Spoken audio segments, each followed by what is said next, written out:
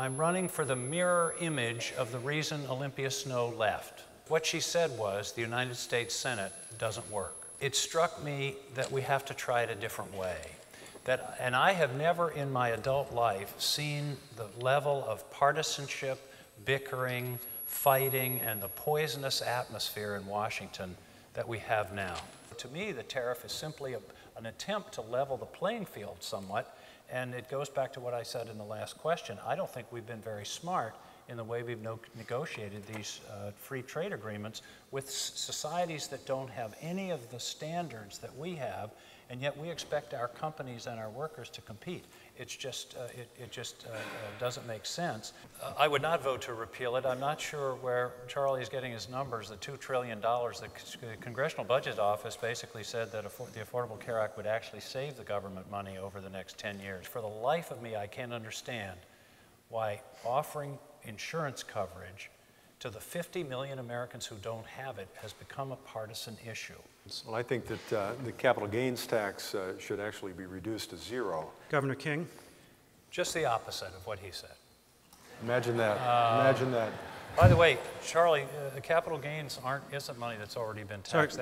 And I've never been able to understand how you can look somebody in the eye in Lewiston, Maine, who's working hard for a living and makes $40,000 a year at their job and say, you've got to pay 20, 25, 30%, whatever the rate that applies to you.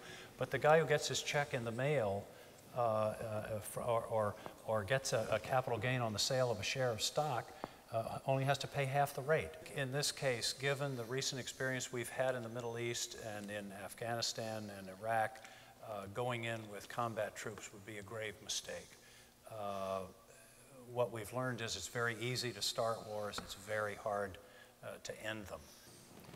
I made myself perfectly obnoxious at a meeting in the White House with Bill Clinton in about 1998, I can't remember the exact date, on this issue.